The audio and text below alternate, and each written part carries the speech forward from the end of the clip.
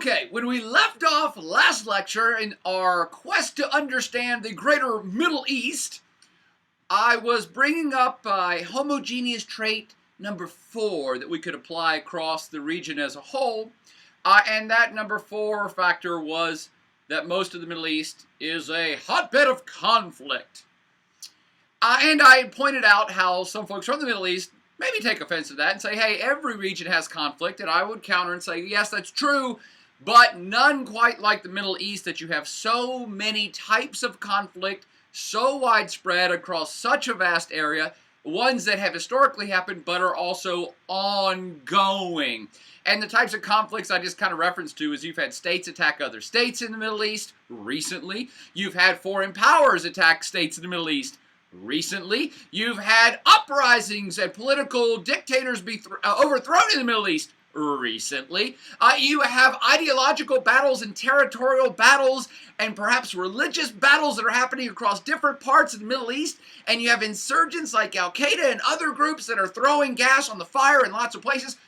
No region on the planet is quite like this in terms of having such a diversity of conflict. And again, coming into the modern age, most of these are still quite active. In fact, it seems like there are more coming. When you start to look at the now civil war situation in Syria, the ongoing situation of different teams not liking Iran and a possibly nuclear-armed Iran, which is going to be a threat, and maybe there's going to be more interregional interference in Iran's affairs, or even maybe the United States or other players around the world are going to get involved. So you have all these things going on, and I wanted to spend a special part of this section to talk about the mother of all clashes in the Middle East.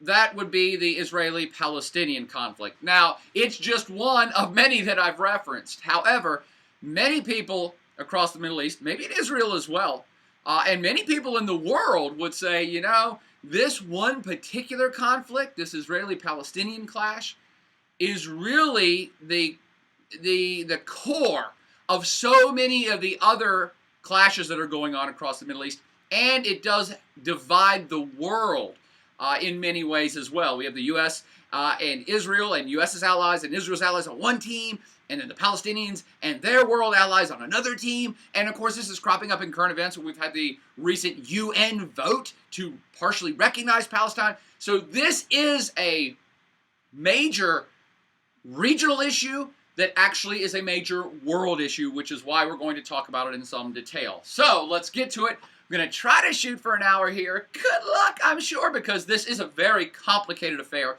and it is sure, I am sure, to offend probably all parties involved in the Israeli-Palestinian conflict, and that's okay. I understand that. I'm not trying to offend anybody. I'm trying to be as balanced as possible and get you to understand the kind of core dynamics of what's happening here, why it's important for today's world of the Middle East, but also the future of all of planet Earth. So much hinges on, hopefully in some part of our lives, a peace settlement in this Israeli-Palestinian affair. Okay, enough of the background. Let's get to it.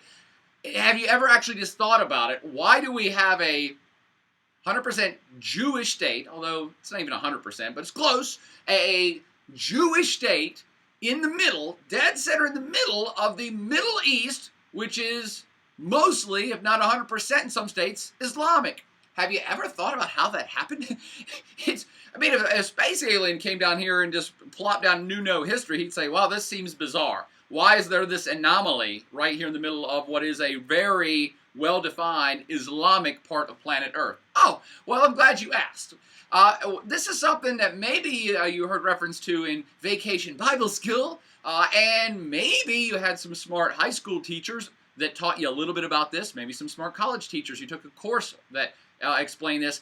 I continue to remain flabbergasted, however, about how little Americans understand about this Israeli-Palestinian conflict. Everybody in the region understands what's going on, and it's a very polarizing issue. So lots of people hate each other because of this issue. But here in the United States government is a major player in all this, and the United States has tried to facilitate a peace settlement about this for decades. Every American president for 40 years has dealt with this issue, but the American population as a whole has no clue what's going on here. So let's try to remedy some of that now.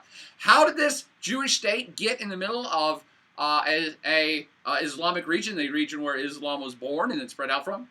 Well, a couple thousand years before Islam, and we told that story last go around, there was this dude called Moses. Again, let's go back to a little vacay Bible school action here for you Christians. And the guy named Moses, you probably heard kids' stories about, and maybe even saw the Ten Commandments, this epic movie about Christianity. Moses was the guy that, a prophet, not a son of God like Jesus, but a prophet, who was called by God and wrote down the Ten Commandments and unified the Jewish people to help them rise up out of enslavement in Egypt. They were the pyramid builders, or part of the pyramid builders, and God told them, take the people, the chosen people, the Jewish people, and go out of Egypt, and I'm going to tell you where to go to this holy land I'm going to give you, all right? And that's kind of what Moses did. I don't know where I got thou shalt be cool. Got to love Moses surfing on one of the Ten Commandment tablets. All right, so that's exactly what Moses did. Unified the peoples that were enslaved, walked out of Egypt, walked across the Sinai Peninsula, and walked to where? To the Promised Land, i.e. the land promised to them by their God, Jehovah, which is the same God that the Christians pray to. By the way, it's the same God that the Muslims pray to. All of these three major Western world religions are a one God, monotheistic, and they're all about the same God. You would think they'd get along a little bit better, but that is not the case. But let's get back to our tale of Israel. This promised land, of course, becomes known as Israel. And it is historically, again, maybe 2,000 or 3,000 years ago. Actually, more like somewhere between 1200 BC and 2000 BC. The dates get nebulous when you get that far back. But a long time ago, 3,000 years ago, Moses takes his people to the Promised Land, i.e. turns into Israel, here near the Dead Sea, on the Mediterranean coast, near where the place is that we in today's world say, oh, that's Israel, we got that. That is the historical lineage of it, okay? However, Jews have not been there continuously since Moses. They hung out, they had a good millennium run. About 1,000 or so years, the Jews did inhabit their historic homeland.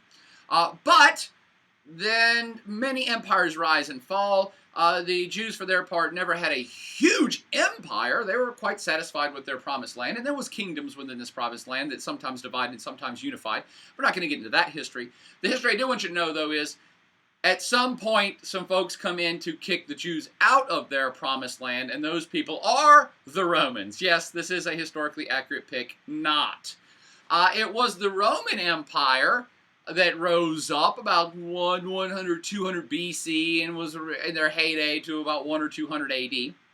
Again, I'm not real keen on knowing exact dates for you. But in this stretch where the Romans kicked total ass around the Mediterranean and expanded their empire out, they obviously took over this part of the planet.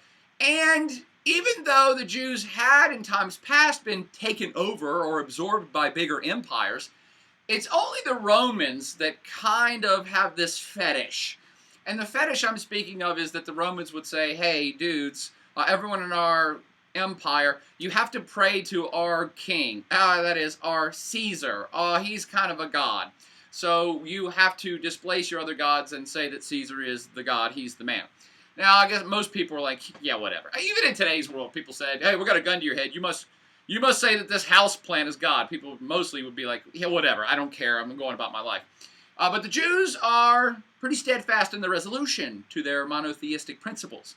And so the Jews at this time said, no, we're not going to bow down and say that Caesar Augustus is a god. He's not. And even if it is, he ain't our God. In fact, it's one of our commandments that dictates that we cannot have any other false gods before our God. So they're hardcore about this. And because the Romans are also semi-hardcore, they persecute the Jews off and on for hundreds of years. Sometimes Roman rulers are more lax and don't care that much, and they're like, don't punish the Jews that bad. We don't care. Collect taxes from them. That's what we care about. Other Roman leaders come up and say, no, destroy all these people who won't bow down to me. So it's not like it's several hundred years of just pistol whipping and chopping off heads. Like any political leadership, some are more liberal, some are more conservative. Needless to say, they were persecuted over the centuries. And it climaxes, and again, I'm very much rounding off dates here, in about 200 AD. This kind of climaxes in that a Roman ruler comes to power and says, no, if these people will not bow down to me, wipe them out and push them to the wind. Kill as many as you can and throw the rest out of this area. All right? So, in summary now, looking at some maps here, Israel in biblical times, you did have David's kingdom, Solomon's kingdom, again, for you Christians or Jews, you probably know some of these references from history or Bible class. The Hasmonean kingdoms that were unified under the Maccabees off and on at different times. But fast forward to 200, this is the point at which, after some brutal battles, by the way, the Romans wipe out the Jews, not wipe them out, kill them all, wipe out a bunch of them, and eject the rest of them out. They basically just say, get out. And thus starts this thing called the Jewish Diaspora. Yes, you do have to know that term. D-I-A-S-P-O-R-A, the Diaspora. Just think about kind of the root of the word diaspora, disperse to the wind.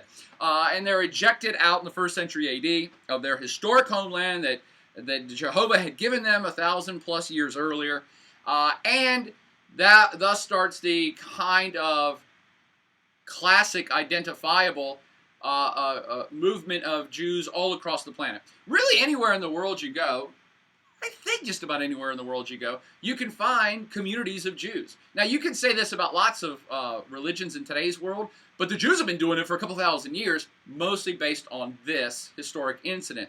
They were thrown out.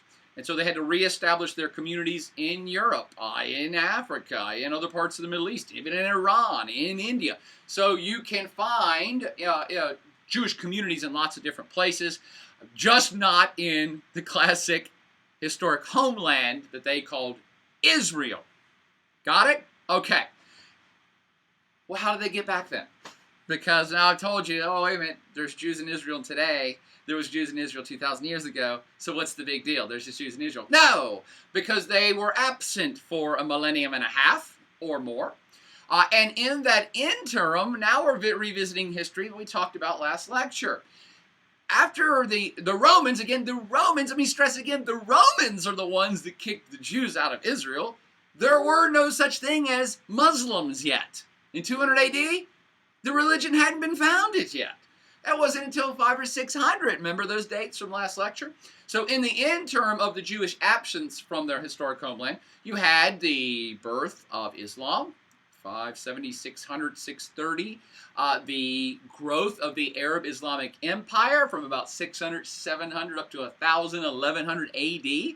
And the Islamic Caliphate, which controlled all of North Africa, classic Middle East, Iran, and beyond. And to summarize history even more, they were succeeded by the Ottomans as the Islamic Caliphate, the Arab Islamic Empire, faded away.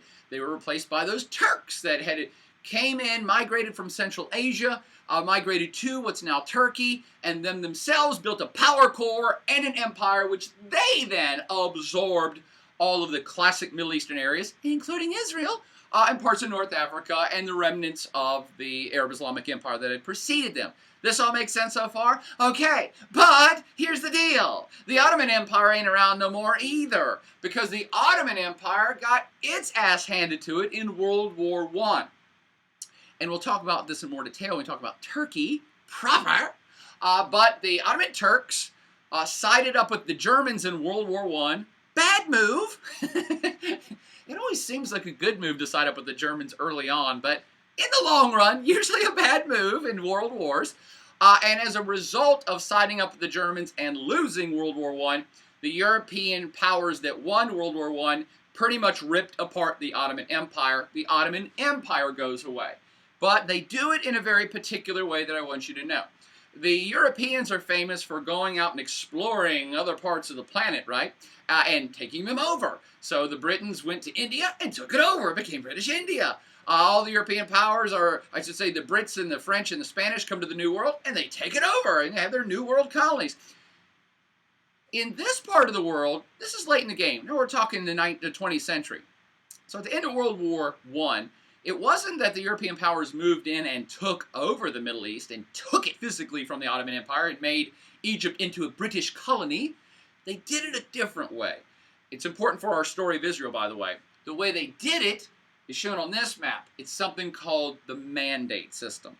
The mandate system was kind of a big brother type operation where the European powers said, okay, the Ottoman Empire lost, so they've got to go away.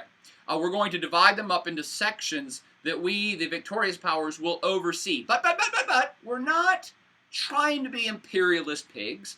We're not going to take over Egypt or Iraq or Saudi Arabia. No. We want to facilitate them becoming sovereign states of their own. But they're not ready because they were just part of a big empire that was crumbling for 100 years and was the Ottoman Empire led by the Turks for 700 or 800 years. So they're not ready to become sovereign states. They don't have governments, they don't have structure, they don't have separate economic stuff. So we, the wonderful overseers, the great Europeans, are going to come in and help them build their states. And when they are ready to become sovereign states on their own, then we'll facilitate that process. By the way, this sounds like complete and utter bullshit. I don't know how much reality was behind these claims of the mandate system, but I think not much, because a lot of it did look like they were old school colonies, meaning that the Brits took over Egypt and Sudan. The Italians took over Libya. The French took over virtually all the rest of Western North Africa. And for our story here, the Brits also took over Iraq, what's now Jordan, what's now Oman, Yemen, UAE, Qatar, all those Persian Gulf countries, Kuwait. Those were all under the British mandate system. Now, why I suggest that maybe this mandate system was a bit of BS on the Europeans' part is because I'm skipping way ahead here. You don't necessarily need to remember this. This is for the smart kids. There was something called the Suez Canal Adventure. You can go look up the Suez Canal Invasion. At one point in the late 40s, Egypt, was it even the 50s? It was 1956.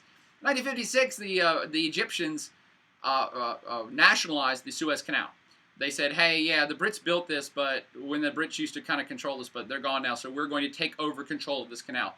And in response, the Brits and the French invaded Egypt to take this back, to basically say, hey, you will do what we say. That was in 1956, man. So the idea that, in 1920, the Europeans had the best interest of these countries in mind, I think is a bit of folly or propaganda, to say the least. So getting back to the story. These European powers, and we're mostly talking about the Brits and the Frenchies for our classic Middle East part here, controlled these areas. Kind of is like puppet states.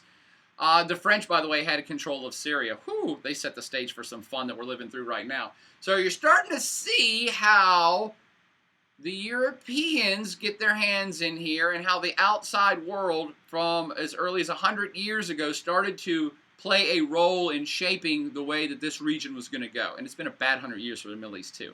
But back to our story of Israel. Let me add this in as well. The Europeans are the ones that drew the borders. So this dude wrote a book called A Peace to End All Peace. If you're interested in the book, email me. I'll send you the link to it. And what he was suggesting is that at the end of World War I, the victorious powers, that is the Europeans, set the stage, particularly in the Middle East, by drawing these lines and taking over these areas that ensured that people would be pissed off forever. So the peace agreement of World War I essentially sowed the seeds for everyone on the planet to be pissed off until they get to World War II and beyond. Anyway, back to story. So the Brits, a particular interest to our story of Israel, the Brits controlled this area called Palestine. They had the mandate on it. Again, they didn't own it. They had the mandate on it. They also had the mandate on Egypt. The Brits also had the mandate on Transjordan, which was going to become Jordan. The Brits also had a mandate on Iraq. And the Frenchies had the mandate on Syria. Side note, test question. It is ironically comical that the French had the mandate on Syria because the Syrians hated the French. Well, who doesn't? And they begged anyone else to do the mandate on them after World War I. Here's the test question, though. What country did Syria specifically ask to take over their mandate? They went to the League of Nations and said, we would like this country to take over the mandate because we trust them. Because they don't have any political imperial aspirations like the Europeans do. So we want this country to take us over for the mandate. Give up yet? The answer is the United States. Boom! And the United States turned them down. They said, no, we don't do that. We don't play that game. We're not imperialist or even semi-imperialist. So it ended up that the French got the mandate, the country that the Syrians hated the most. Go figure. Don't you wish the United States, in hindsight, had maybe had that mandate on Syria? The world would be a much different place, particularly in the Middle East. Now, Great Britain had the mandate on this place called Palestine, right? Why is that so important to our story of Israel in today's world? Because, as the entity controlling this area, when the Brits had this post-World War I, they started receiving a lot of pressure from a group called the Zionists. And actually, the Zionists had started up earlier than just World War I. The Zionist movement was a movement started by European Jews physically living in Europe, as a movement to regain their historic homeland. That's right, the Promised Land that they hadn't been in since the Romans kicked them out, give or take 100 years, 2,000 years earlier. So this is a pretty big interim section that the Jews were not in Israel, again, almost a couple of millennia. And in 1900, this movement starts up by well-educated, well-funded Jews in Europe to start putting pressure on governments to help them regain their historic homeland. Everybody knew the Ottoman Empire was kind of crashing and burning, so this started up even before World War I started. That this idea that, hey, we're Jews and we're kind of persecuted everywhere, and we kind of don't belong in certain places, and some people don't like us in certain parts of the world, and we would really love to have our personal land back that God gave us. By the way, I don't know if you believe in God or not, but if you do believe in God, this really sets the importance in the Jewish mind, is what I'm trying to do, of why they think they should have this land back. If you do believe in God, and you believe God told you historically 3,000 years ago that you're supposed to have this land, that's powerful incentive to get that land back. All right? Now again, I'm trying to paint the portrait here. I'm not agreeing with anybody or disagreeing with anybody. I'm trying to get you to understand the mindset.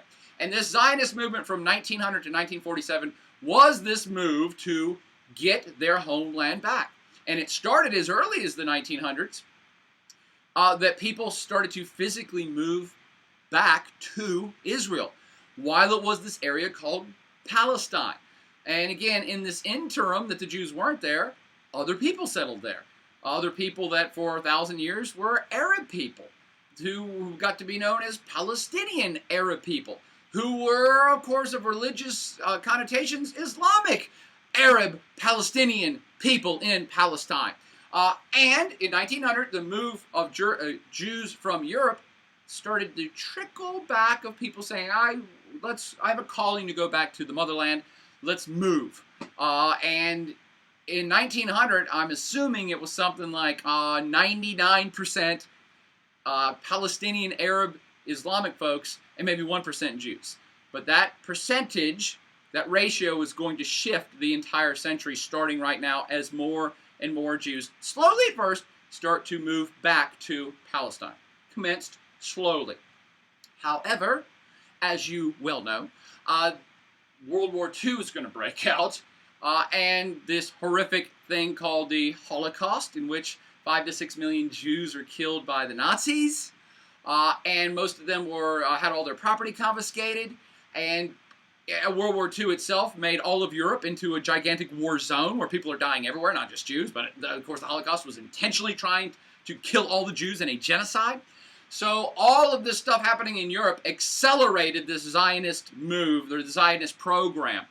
And, sorry, I skipped forward, but as early as 1920, when the Brits officially took over the mandate for Palestine, this Zionist movement started putting heavy pressure on the British government to give them Palestine, period. And, you know, we're talking about a well-funded political action group, basically. We call it a PAC in today's world, that was petitioning the government, writing papers, rallying support, saying, hey, Great Britain, this used to be our land. Can we get it back? Hey, we're loyal citizens. We've been loyal European citizens and served the governments well, and you should help us out. So that movement started in 1900. Jewish migration to Israel started in 1900, slowly. Picked up steam in 1920 when the Brits took over the mandate. Political pressure started mounting on the British government to give Jews the land back. And migration accelerated at the same time when more and more Jews in Europe said, well, wait a minute, the Brits control this area now? Cool. It's a little bit safer now. Maybe we have a political play here. Let's start moving our numbers back. Again, still slowly. Then it really accelerated by World War II, prompted by the Holocaust and the mass destruction and death that the war itself was perpetuating across Europe. Okay, does that all make sense? So by 1947, post-World War II, the United Nations is being created, and they're starting to debate about these things. By 1947, now you have a respectable amount of Jewish folks who are now in Palestine. And again, I'm not that interested in you knowing exact numbers, but in 1900, I said it was like 99% Palestinians, Arabs, and 1% Jews. By 1947, you may be looking at 70-30. Again, it's still majority Palestinian Arabs, but it's now like maybe 20 or 25% Jews. That's a sizable jump from 0 to 25%, and this is causing friction within Palestine. And it had been throughout all of this era that more and more Palestinians are saying, what's going on here? There's this mass migration of people from outside. These Jews are coming back in and buying up land and taking over areas, and we're losing our country. WTF? What's going on? And obviously, friction ensued, and small skirmishes broke out, and fights in neighborhoods, and actually there was a lot of almost terrorist activity at that point where people would bomb other neighborhoods, but also bomb the British consulate. And a famous one, a hardcore Zionist group bombed the British government, the British consulate in Israel, because they didn't think that the Brits were moving fast enough on their political stuff. So this place is starting to boil over by 1947, and it's at this point the United Nations is created that everybody says, okay, the first act of the United Nations is we need to deal with this Palestine-Israel situation because it's blowing up. The British said, hey, we're still officially in charge of Palestine from the old school World War I mandate system. We're still here. Many of the states in the Middle East had started to gain independence at the time and thrown off the yoke of the mandates, but Palestine was one of the last to go, that it was still full-on controlled by British mandate, and for obvious reasons now. Because the Brits are like, oh crap, we suddenly have ourselves a big-ass hot potato here. We have this political pressure from this group called the Jews that they want this area, and there's political pressure from the Palestinians who are there, and they're surrounding Arab countries who are now putting pressure on us too because they're saying it's unfair that the Jews are taking over Palestine, and whoa, what do we do with this hot potato? We didn't know what the hell we were getting into with this at all. Because again, at the conclusion of World War II, most of the other countries of the Middle East gained full independence. This one was still out there, nebulous, up in the air, what to do with it. And and I will make fun of the Brits. I'll give the French a break. We'll just make fun of the Brits. The Brits, for their part, said, can we just dump this hot potato on the UN's lap, and we're walking away from it. And that's kind of what they did. They said, oh, we didn't want the mandate anyway. Here, UN, you guys deal with it. We're out. Thanks, Great Britain. So that's how it became a UN deal then. And in 1947, one of the first things, the biggest first thing that the UN had to deal with was what to do about Palestine. They proposed a plan. Said, okay, look, there is a sizable Jewish population here now, and they are politically organized. So, but there's a bunch of Palestinian, Arab folks here too, and it's both entities are claiming this is their historic homeland. The Jews said we were given this 3,000 years ago, and we were just gone for a while. And the Palestinians said, hey, we've been here for like 500 to 1,000 years. What's the deal? You can't just kick us out. And again, if you think about it, this is tricky stuff. Anybody who says, no, this is easy, it's 100% my opinion is right, they've not looked deeply into this subject because it is very complex. And that's the way the UN was looking at it too in 1947. It was like, oh my God, what do we do? And here's what they came up with. 1947, the world built a plan, a partition plan, a Palestinian partition plan, a two-state solution. And here the map is showing you. The proposed deal was that the areas in yellow would be retained as Arab lands, basically Palestine. The areas designated in orange would become a new Jewish state of Israel. You can see from the map, this thing looks like it was destined for failure from the start. So you have this kind of patchwork quilt jigsaw puzzle lines drawn that has everybody in 2 or 3 almost separate geographic entities. And Jerusalem itself was under UN administration, and Jerusalem was slated to become a split city, so half would be Arab, half would be Jewish. Quite frankly, if you tried to figure out a way to screw things up more, I'm not sure you could come up with anything better than the 1947 UN Partition Plan. Okay, but here's the deal. They didn't have anything better, so it passed. I do want you to know how it passed, though, because it's still a source of contention over 60 years later, 65 years now. And the way that it passed was the United States and Great Britain kind of formed up one team. The Brits obviously had a say in this since they're the ones who created this mess.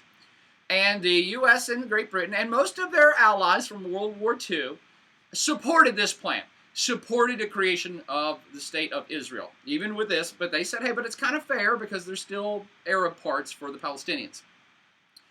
But, as you might expect, a lot of other entities on the world said, this is nonsense. What's going on here? This is not a good solution. All of the Arab states, all of them, I shouldn't pick on just the Arab states, all of the states of the Middle East except Israel did not support this plan, okay? None of the neighbors supported this plan. China didn't support this plan. Russia wasn't keen on this plan, but I think they went along with it. So you had a lot of folks saying, okay, this does not look like a good solution. The vote was exceptionally close. The United States and Great Britain, for their part, heavily pressured lots of other countries to agree to it. So without active U.S. and U.K. involvement and active pressuring states in Latin America and some states in Asia to go along with this, it probably would not have passed, and it barely passed by a razor margin as it was. It is also important to note that the Arab states all boycotted the vote itself. Boycotted it. They said, this is so supremely unfair, we're not even going to show any respect to this process at all because it's so inherently unfair and preposterous. How on earth are you guys going to punish all these Palestinians who've done nothing to Jewish people by taking away all their land and giving it to Jewish people? Is not fair, is what the Arab states said, and other states in the Middle East like Iran. Again, lots of supporters of the creation of the State of Israel were saying, hey, but look, come on, I mean, there is this historic claim for starters, but also look how persecuted the Jews have been, and look what happened in World War II, and you have 5 to 6 million slaughtered in the genocide. It's just the right thing to do. It's just the right thing to do to help them have their own state that they can feel safe in and protect themselves in. And again, the Arab response would be, so a crazy German guy kills a bunch of Jewish people, and to make it better, you steal Palestinian Arabs' land.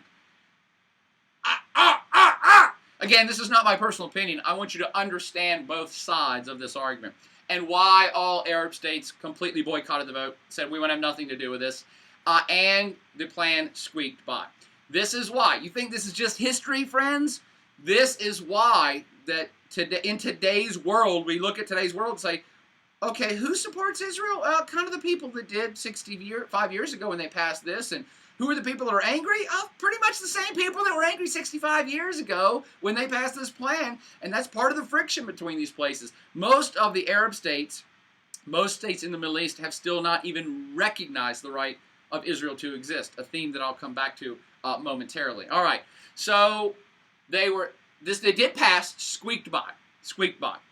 even though I don't know this for sure, but the Arab states not voting may have turned the tide. I don't know. I'm not that schooled in UN history, but the Arab states did not vote, and this just squeaked by, which leads me to believe that, oh, well, maybe if they had voted it, it would have been voted down. I don't know, but you can look it up. Here's the deal, though. This plan that got passed was set to take effect the next year. And it was going to have the United Nations was going to be there. There was going to be troops there. It was going to be a process. Going to, I guess, mark off lines, build fences, hell, whatever they were going to do.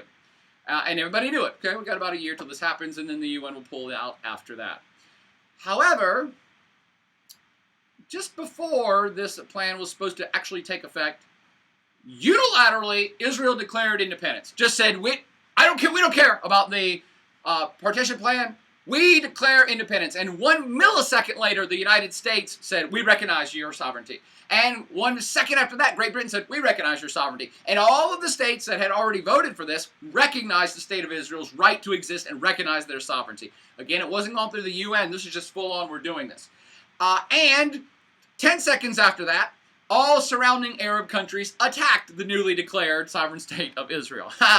Okay, why did Israel declare independence unilaterally if this plan was supposed to take effect anyway?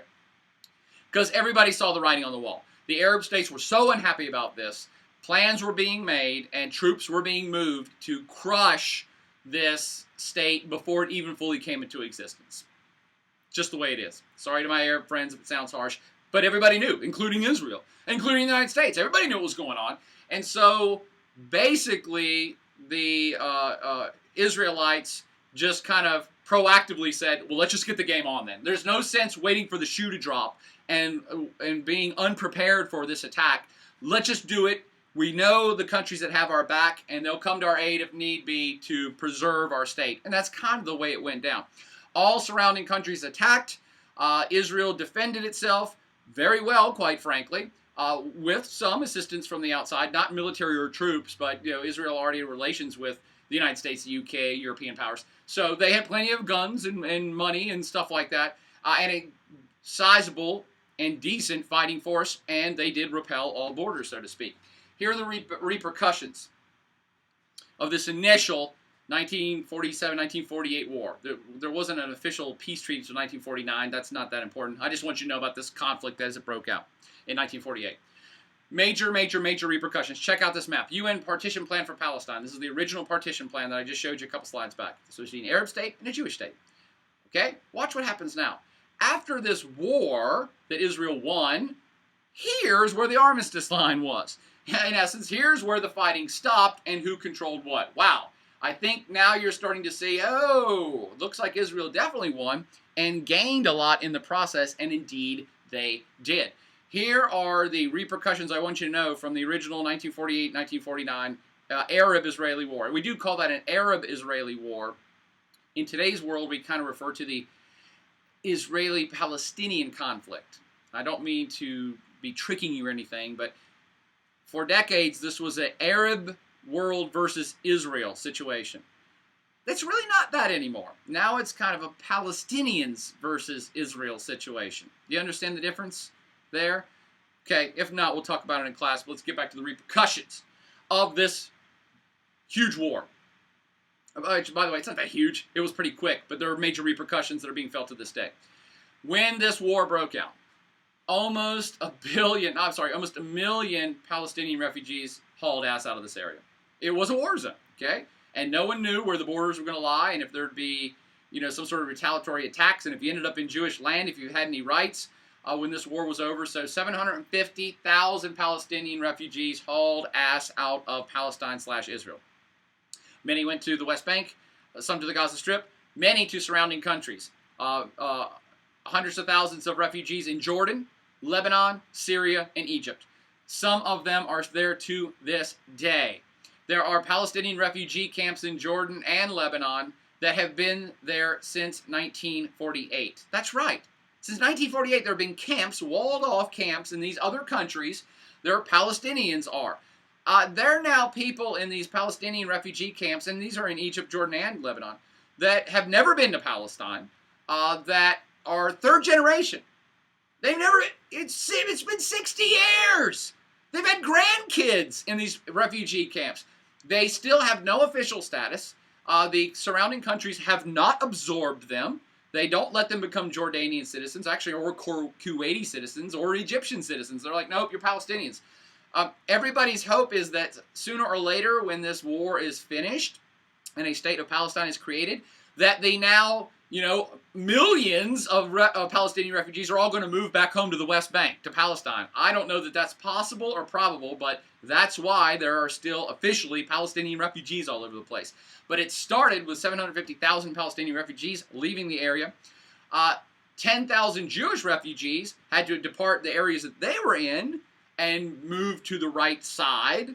Okay? So this wasn't all one-sided. It's kind of one-sided. It's certainly Israel favored, but there were displaced people on the Jewish side as well.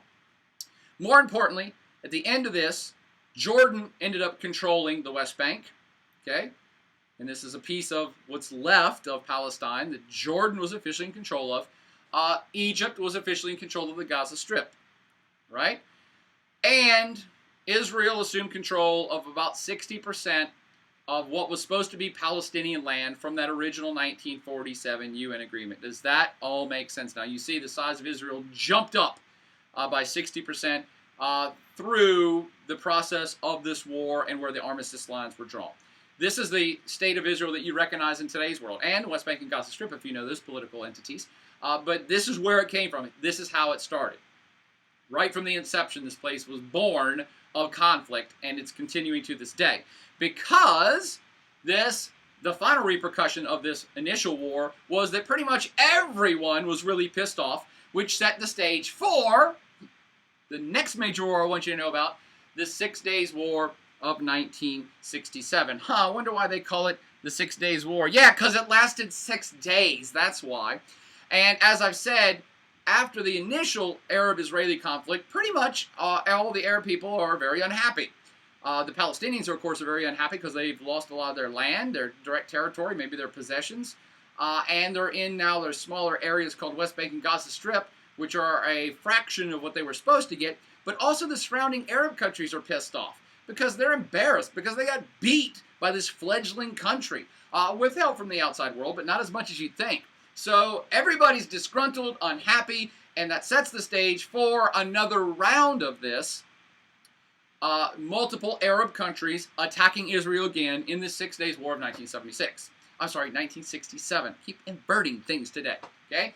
So a brief war, but radically important. Before I go any further, let me state, for the record, there are many other wars, intifadas, uprisings, conflict, terrorist attacks. There's lots of other things that I could talk about with the Palestinian-Israeli situation. I'm only picking out the several most important ones. So do know this, that other stuff's going on and goes on historically. I'm picking out the couple of things that I definitely want you to know because they most affect today's world. So the 47, 48, 49 war, you got that. Formation of Israel itself. This one is the next most important one because in this pincher movement, the Syrians, Jordanians, and Egyptians said, hey, we're going to collectively attack again.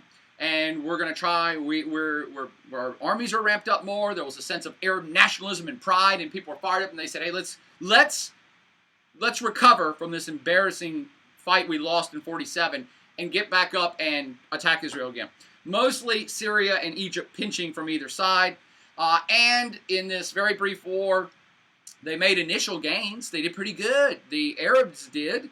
And within 72 hours, the Israeli defensive lines had pushed back and their offensive lines had taken over, and it was pretty much a rout, and Israel won again. Here's why the 6 Days War is so important, though. Because it's at this stage that Israel actually expands, not its territory, but its control over more geographic area. This is the point at which Israel proper, a sovereign state now, took over the West Bank and the Gaza Strip. It didn't absorb it. It didn't say this is conquest and we're taking it. It said, hey, our enemies are here, and so we're going to occupy the West Bank and Gaza Strip for our own defense. They also ended up occupying other areas, namely They pressed into Syria and took over an area called the Golan Heights. Please note that. I want you to know the Golan Heights.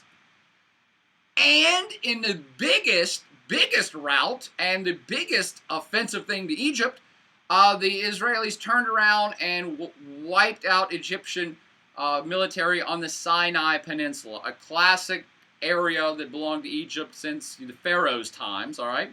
Sinai Peninsula is the place that Moses led his people across to get to Israel. Always been an Egyptian entity, and now the Israelis controlled it after this 1967 6 Days War. This is a big deal for multiple reasons, which hopefully you're starting to see. Israel takes over Sinai, pisses off Egypt even more, and of course, it's embarrassing as hell. They just got whipped again by Israeli forces. They occupy the Golan Heights. Now they own part of Syria. By the way, BTW, they still control the Golan Heights to this day. It's called the Golan Heights because it's a strategic area. It's a high, physically, mountainous high area that is strategic because on a high ground you can look down and shoot missiles and rockets and stuff into Israel from Syria. So Israel took it over, occupied it since 1967. They still occupy it to this day.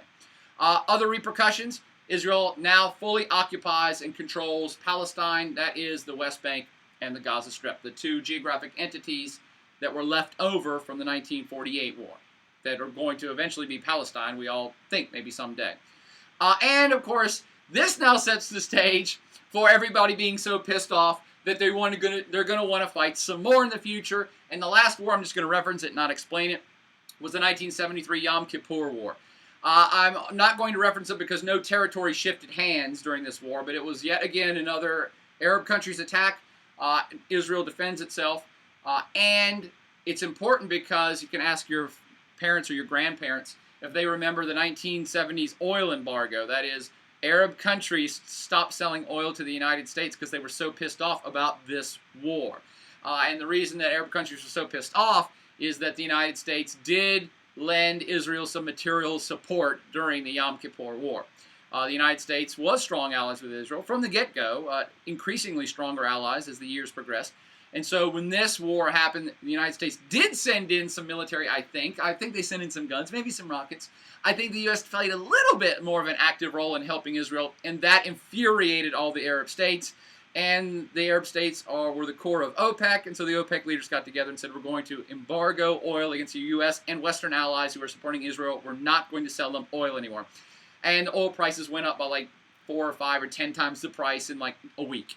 So that's a big deal back in the 70s. It was one of the reasons why people started to talk about getting off oil. We're like, oh my gosh, all the Middle Eastern countries have way too much power over us because they can just cut off oil at any given time and it would radically affect our economies and make us screwed. Yeah, you see how far we've gotten on that front since 1973.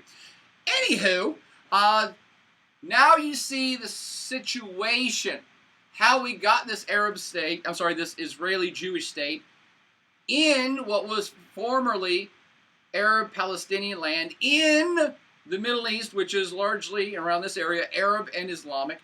How this anomaly unfolded, here you have it all. Now we want to kind of get to, all right, what's happened since then and how can we understand political events of today's world? Well, before that 67 war, and again, the reason why the 67 war is so important is because now Israel has proven itself for the second time that it can defend its own borders and it will be a sovereign state. But more importantly, that it took over those Golan Heights and the Sinai Peninsula, which led other countries to start saying, okay, maybe the writing's on the wall now. Maybe there's going to be this state of Israel. And most important that I want you to know for the exam, Egypt in particular started to say, hey, we really want our Sinai Peninsula back. And we failed again in the 73 Yom Kippur War. So the only way we're going to get this back is through negotiation. All Arab states up to this point had said, we do not recognize the right of Israel to exist. Iran as well. I want to keep adding in Iran here.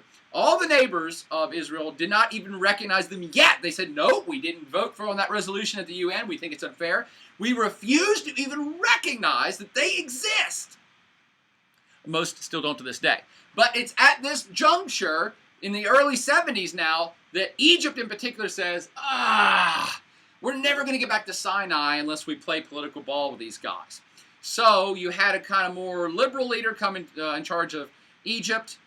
He's still a conservative guy, but more liberal than his predecessor.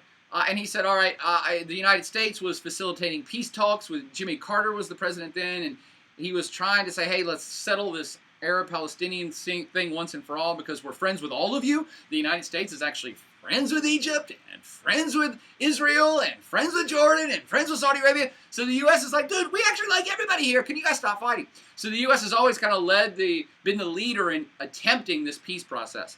And it did come to fruition in late 1970s.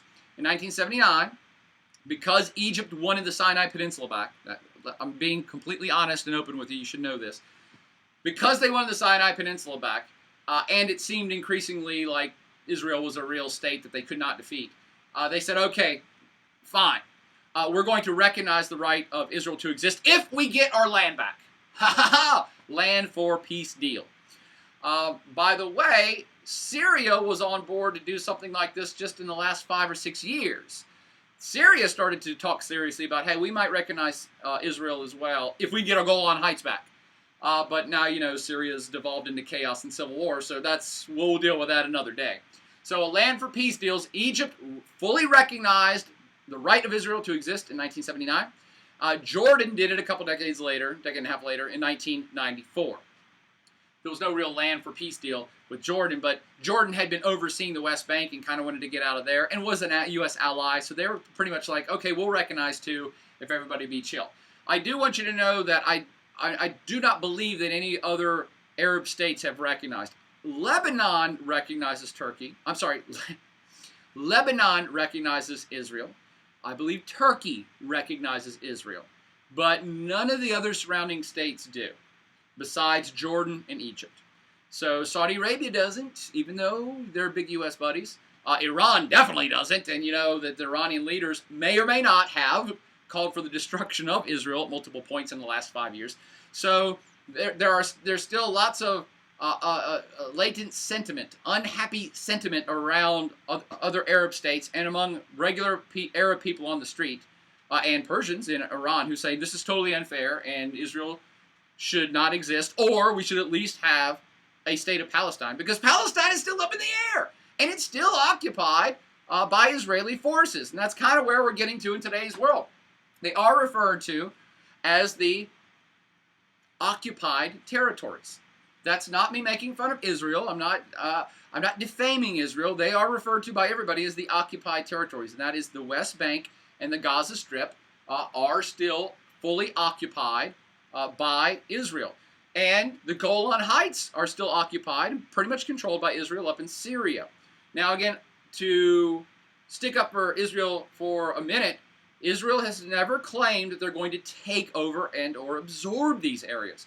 They have said, look, for strategic purposes, for our own defensive measures, we have to control these areas. Because if we don't, they'll rally their armies and or terrorists from these areas and attack us and send over rockets or suicide bombers or invading armies.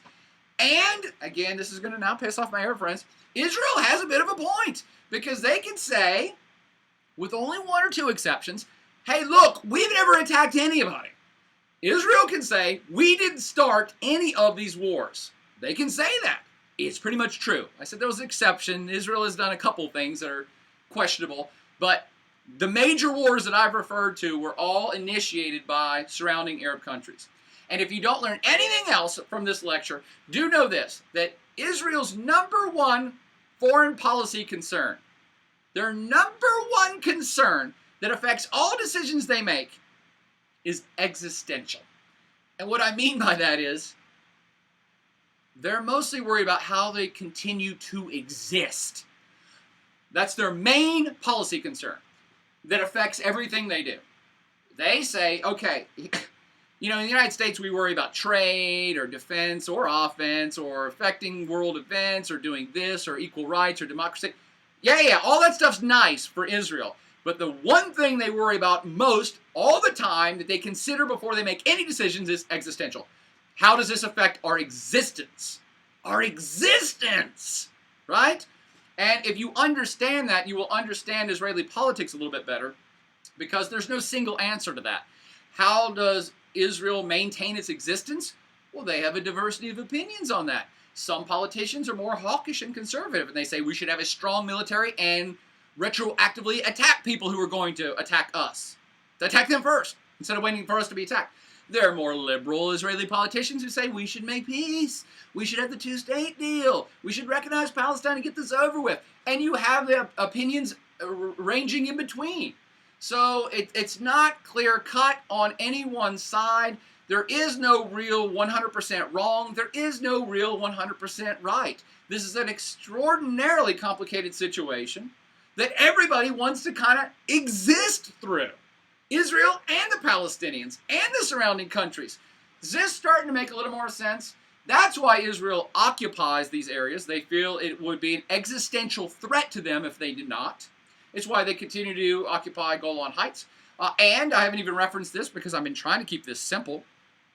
But in 1982, they actually invaded southern Lebanon, actually all of Lebanon, but and kind of occupied a strip in southern Lebanon, because there was this group there called the PLO that they considered a terrorist group that was launching rockets and kidnapping soldiers from the Israeli-Lebanese border. So Israel attacked Lebanon to rout out this PLO group, the Palestinian Liberation Organization, for those of you who are that interested in who they were. For those of you that saw Waltz with Bashir, the movie I showed, that was depicting the Israeli invasion in 1982 of Lebanon. And again, the outside world, or the Arab countries in Lebanon, are like, WTF, look, Israel's being aggressive and they're coming to attack us. And Israel will say, hey, look, there was a bunch of terrorists there who will keep bombing us. We're just going to get these terrorists. Just so you put it in context, that's exactly why the United States invaded Afghanistan.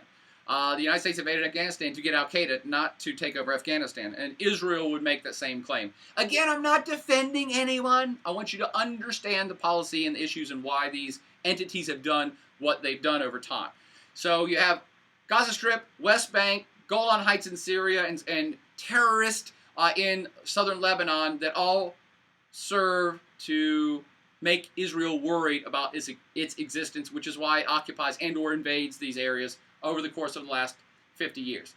Now let's get to Palestine itself. What's left? Because here's where the issue gets very modern, very current, and where people are still really pissed off. Now the issue in today's world, and I don't know how to make this into a test question, but you should probably jot this down. As I've suggested, this issue has turned from an Arab-Israeli dispute to a Palestinian-Israeli dispute pretty much in the last 20 years. And what I mean by that is, all of the wars I've talked about were Arab countries, other Arab countries that attacked Israel on behalf of saving Palestine. That's not the case anymore. And it does not look likely that any Arab country or anyone else is going to attack Israel anytime soon in order to reestablish Palestine. Yes, the crazy Iranian president Mahmoud Ahmadinejad every now and again spouts something about Israel, but who knows if that would ever come to anything, and Iran is not well situated to actually do much to Israel besides throw a bomb at them, which isn't going to liberate any Palestinians either. Anyway, this has now shifted to a Palestinian-Israeli dispute. Those who are actually Palestinians, I won't say they're on their own. A lot of Arab governments and Arabs in other countries support the Palestinians because the Palestinians are Arab. So they still support the cause, but no Arab state is going to invade or attack Israel. Not anytime soon. Do you understand now? Used to be an Arab-Israeli thing. Now it's a Palestinian-Israeli thing. Okay, what's left of Palestine is what now bothers folks, because the West Bank and the Gaza Strip, two separate geographic entities, are actually supposed to, at this point, become a single sovereign state of Palestine. Both of them together are supposed to be one Palestine. That hasn't happened yet. It was the plan in 1947. It hasn't had 65 years. It hasn't happened yet. And people have debated about it and twisted their arms about it. And what's been going on in the meantime, over this course of the 65 years where Palestine has not become a state? Well, its geographic area has gotten smaller, obviously. Israel now occupies it and controls it militarily. And what I mean by control militarily, here's this map that's showing, actually let me go back. The blue dots on this map are showing, it's zoomed into the West Bank and Gaza Strip, and the blue dots are what we call Israeli settlements. That is Jewish people from Israel proper, which have gone over in the West Bank and or the Gaza Strip and set up neighborhoods and businesses and bought property and expanded gated communities, making whole kind of small Jewish villages within what's supposed to be left of Palestine. And this is very offensive and threatening to the Palestinians who are still there, saying, hey, isn't this supposed to be our state? Because now it's becoming more and more Jewish, even though they're not supposed to be doing this because they have their Jewish state over there. I'm pointing out the settlements in particular because this is the thing that really pisses off the United States too. Feels like a test question. Really pisses off the United States. And other Israeli allies. Other friends of Israel really get aggravated with Israel about the settlement issue. And that is that Israel has off again, on again, used the settlement issue as a political tool to maybe get more land eventually, but to also get what they want out of the peace process or other political things. So the Israeli state may actively encourage its citizens to go start these settlements over in the West Bank. And when they do, everybody's like, dudes, what are you doing? Everybody says we're going to have a two-state solution. You can't keep encouraging Jewish settlers to go over into what's going to be Palestine. And depending on the government of Israel, they say, if they're liberal, they'll say, oh, okay, we'll stop. We'll pull back on the Israeli Jewish settlement. And if they're more hawkish, they're like, no, we're going to increase it. I'm telling you this of particular note, definitely an exam question, because this semester right now, when that whole UN vote went down and they voted, the United Nations General Assembly voted to kind of semi-recognize Palestine, the immediate Israeli reaction was to encourage settlement in East Jerusalem. That is, part of Jerusalem is supposed to be part of the Palestine. And 48 hours after that vote went down, the Israeli government said, oh, by the way, we're going to help a bunch of Jewish people move over to Palestinian territory. And that infuriated the United States and lots of other Israeli allies. Are like, oh, see, this is why everybody's mad. This is why we can't get this peace process going. Now, to back up, I said that Israel occupies these territories militarily, and they do. And this is a map of Israeli checkpoints. Military checkpoints. Military. Guys in boots and guns. And girls, by the way. I think military service is mandatory for Israeli citizens. I think everybody has to do 2 years in the service.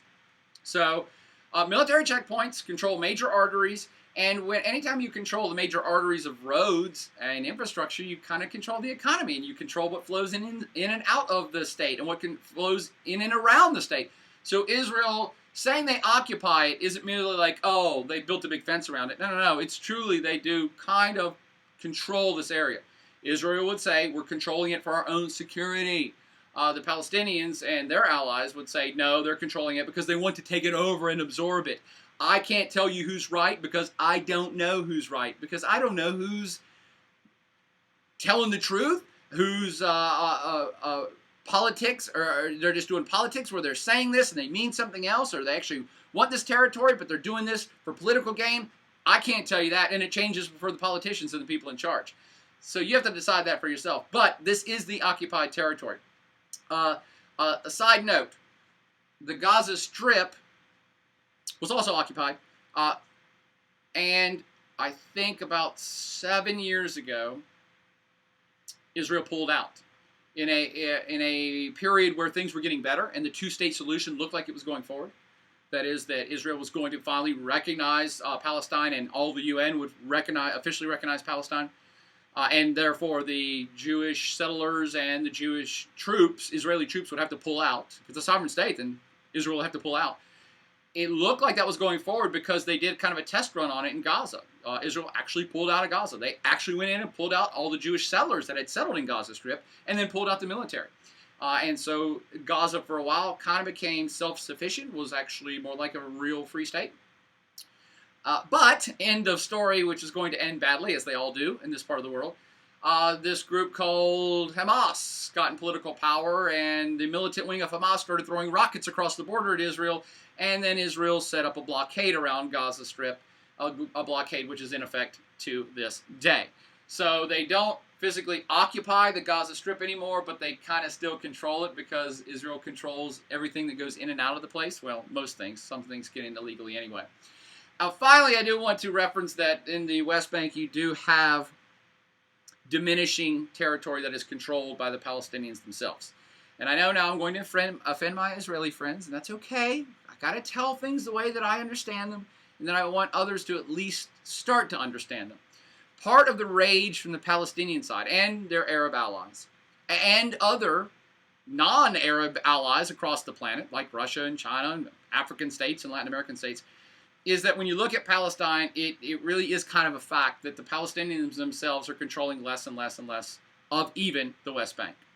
So you see this map that's showing you the orange is Palestinian or joint control. These are actual areas controlled by Palestinian people. The big gray area, which is the lion's share of the West Bank, is actually under full Israeli military control. And we have the settlements in there that I've now suggested. You have the Israeli military in there, which I've now suggested. And on top of that, you see this map is referencing barriers constructed and barriers planned in black lines and dashed yellow lines. Israel has been building walls in between the West Bank and Israel, but also within the West Bank. And so all of this is very unsettling to Palestinians and their allies worldwide, that they look at this and say, Israel, if you're really serious about a peace process and you're really serious about the two-state solution, why are you still doing all this, and why are the Palestinians losing more and more of their land? And this is a map which actually somebody posted up in a New York subway in a campaign. I don't know if I call it a smear campaign against Israel, but it's a campaign certainly to affect people's perceptions of what's going on here.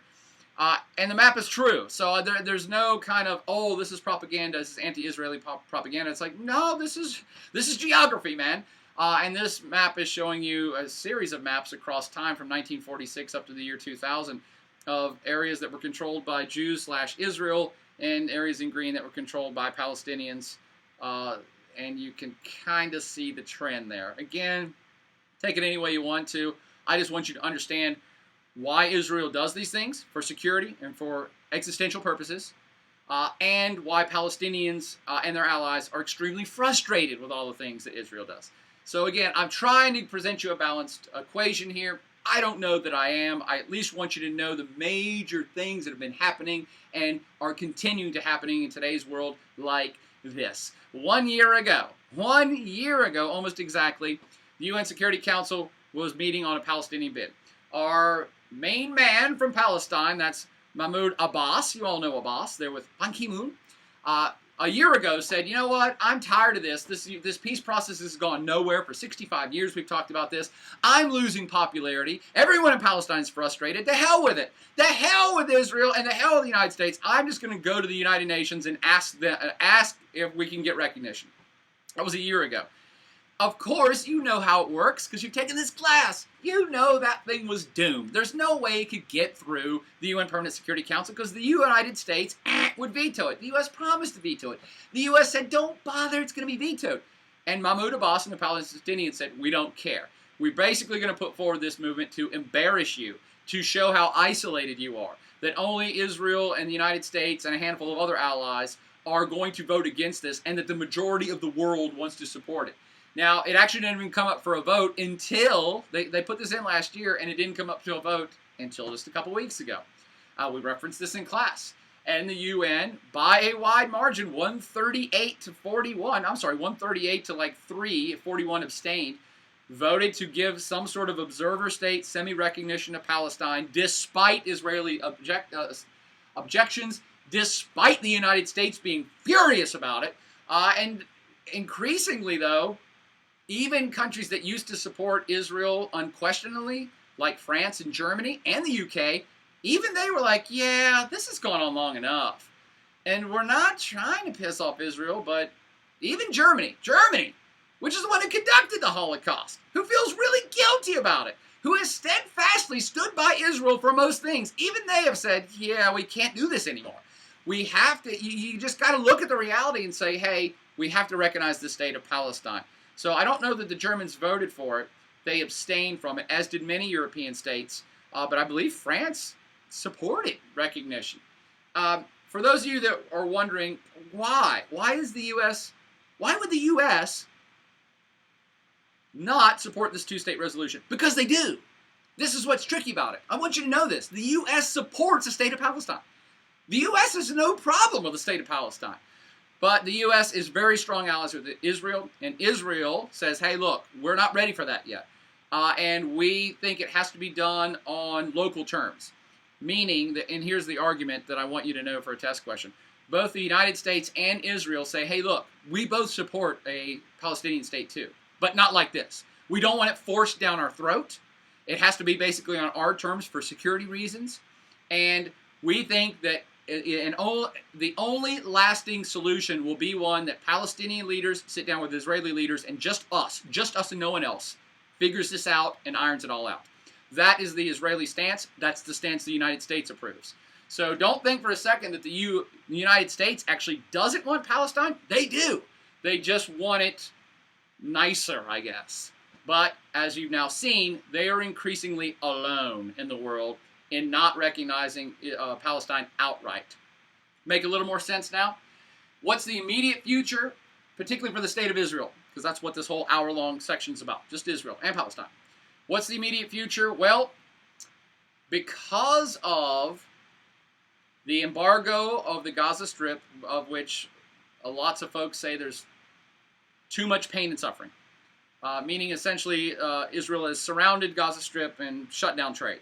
And they do allow vital medicine and food to get through. Obviously, they're not starving them to death, but many people make the argument, but you're still starving them to death. And they're economically depressed, and it's basically a slum. It's a ghetto. They can't do anything. They can't possibly have an economy. And so you're slowly starving these people to death and providing them with no hope. So many people in the world are very aggravated about the Gaza Strip situation. Okay? That's for starters. Then on top of that, you have all these uprisings in Arab states around Israel, and everybody's starting to question how long will all of these new Arab governments still be friends with Israel. So because of these two things kind of happening simultaneously, I should say three things, and the continued 65-year-long attempt to get a state of Palestine that pisses off everybody, you have all of these things occurring simultaneously now, which is really increasing pressure on Israel from the world and from the local hood, that is the surrounding countries, right?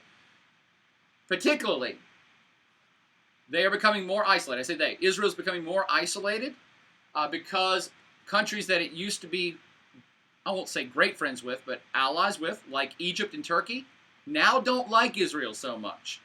Hey, different leaders take over and different world events happen and things change. So particularly in Egypt, you have a uprising which overthrew Hosni Mubarak, a dictator. And he was a dictator who, I won't say he liked Israel, but he got lots of money from the United States to pretend like he liked Israel. So they had this peace agreement with Israel that I told you about in 1979. They got the Sinai Peninsula back to recognize Israel.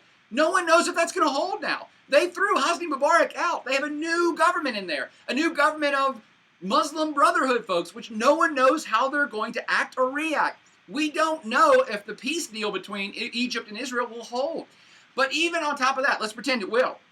You have a country like Turkey, which recognizes Israel, because Turkey's a U.S. ally and a NATO member. So, of course, Turkey's kind of Western. They recognized Israel a long time ago.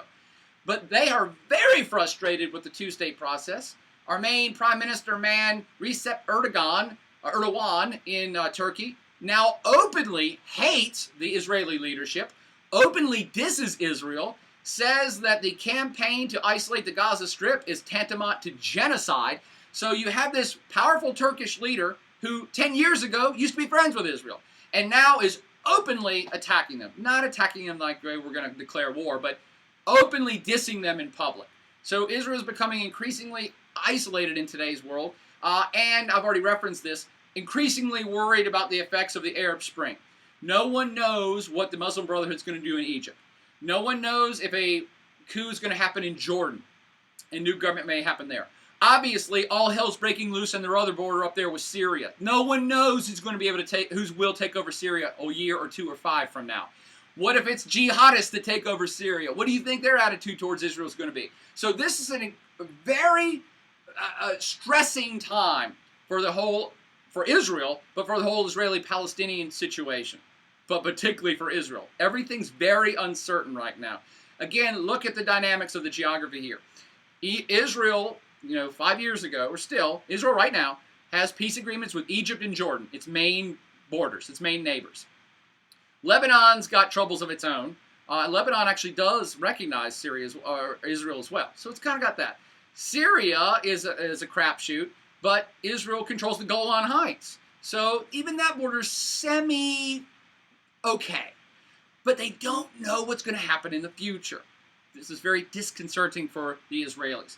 On top of that, an issue I haven't even gotten to, because this is just about Israel, the creation of Israel, they're increasingly worried about Iran. These crazy guys in Iran like Mahmoud Ahmadinejad, who make every indication that they want a nuclear weapon, and who on a regular basis openly diss Israel and openly say, not only do we not recognize them, that they shouldn't exist at all. Again, some of the things that Ahmadinejad has said have been interpreted as that he said Israel should be destroyed or wiped off the face of the map. That's debatable. That's debatable. But the sentiment is there. The sentiment is there for sure that these folks don't like Israel. So Iran and its potential nuclear capability worry the hell out of Israel. They're increasingly worried about terrorism from the Gaza Strip and the West Bank, and maybe from Syria and from the wider region, that people coming in to do suicide bombing and stuff might increase, particularly coupled with the Muslim Brotherhood and maybe more Islamic-dominated regimes taking over in the neighborhood. So it's terrorism itself, put it all together, people in Israel are increasingly worried about their existence. If I was in Israel, I would be increasingly worried about my existence. Again, I'm not making light of this. Existential threats, this is what they think about first. For some reason, most Israelis in the most recent poll are mostly scared of Iran. That one I don't quite get. Iran would be the least of my worries if I was an Israeli politician, but hey, they're on the ground and they know more than me. So are you getting this sense of what's going on in greater Israel and with the Israeli-Palestinian situation? Iran is what they're worrying about, even though Iran's not really close to them. But why should they worry locally? I'm going to just throw these out very quickly, and I'm going to go over these more in class. But on their direct borders, all right, within their direct control of the territories they control, there is this group called Fatah that controls the West Bank. Now, Fatah is a political group, like a Republican or a Democrat. It's a political organization. It used to be the PLO, the Palestinian Liberation Organization. It used to be a terrorist group.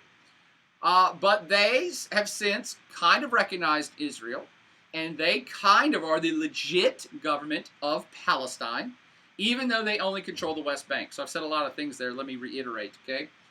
The West Bank, this part of Palestine, the big major part, is controlled by a political group called Fatah, and Fatah actually recognizes Israel. Fatah is fighting hard for a full-on two-state solution where Palestine gets recognized.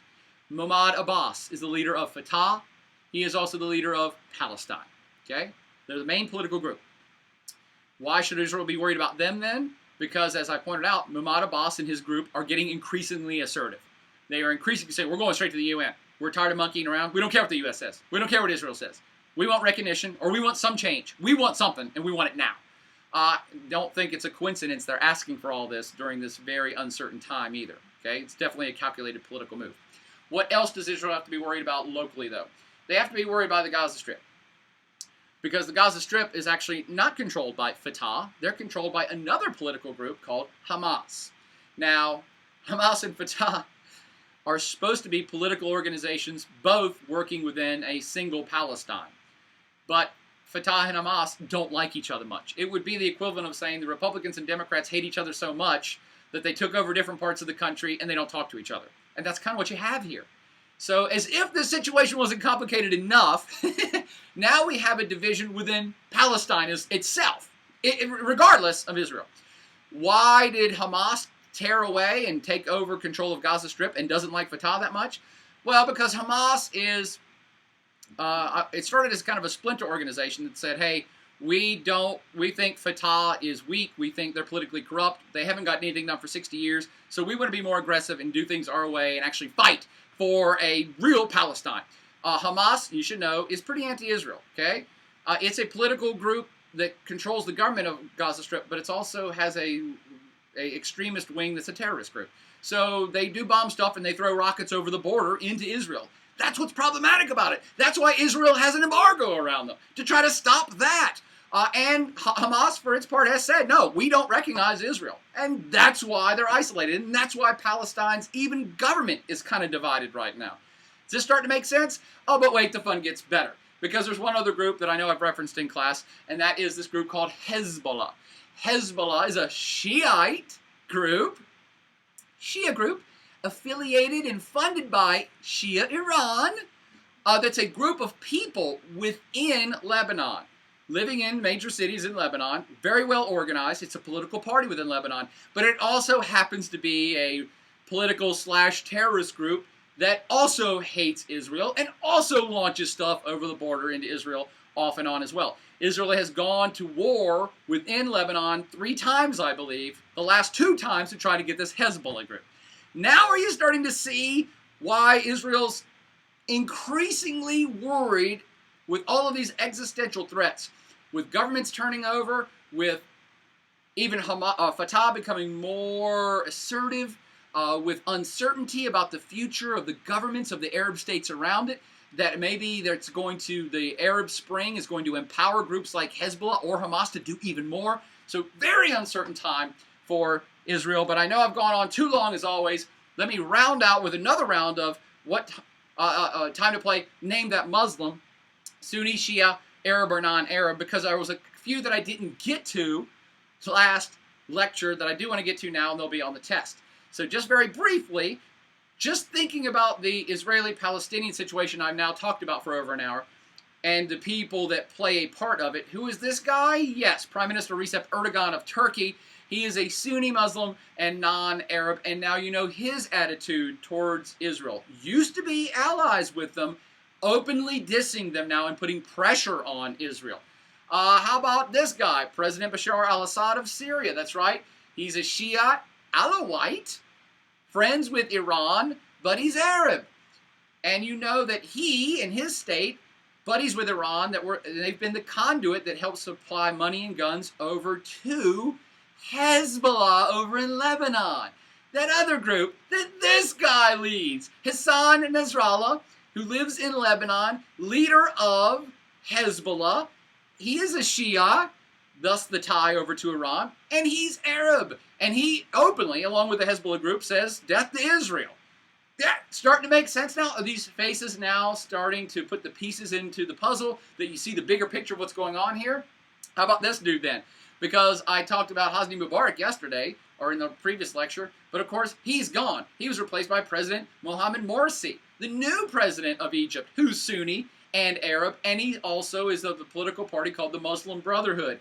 Why would I bring him up again? He's one of the people that we're uncertain about. I say we, the whole world, but Israel and the United States say, how is this guy going to act? What policies is he going to put into place? Will he, as a more Islamic guy, more fundamentalist guy, will he continue to have the peace deal with Israel that his country signed in 1979? We're not sure. Will they promote more radicals in the region? We're not sure. I'm not saying I'm not sure about it. I'm saying Israel and everybody else is like, oh, we don't know what they're going to do. I totally forgot to throw in this guy, and that is, of course, now dead, former leader of Al-Qaeda, former Osama bin Laden. He also was a Sunni and of Arab descent. In fact, he was from Saudi Arabia. Why is he important to this picture? Because he started his whole campaign to get the United States troops out of Saudi Arabia, holy land for devout fundamentalist Muslims, and he also hated Israel his whole life. So he, even though Al-Qaeda mostly focused on attacking the West, he would count Israel as part of the West. He may be gone, but of course his group still remains. And finally, King Abdullah of Saudi Arabia. Sunni or Shia? There you go. He's Sunni, obviously. And of course, let's see, he's King of Saudi Arabia. That would make him Arab. Yes! And not just Arab, but one of the most powerful people on planet Earth. What am I referencing here?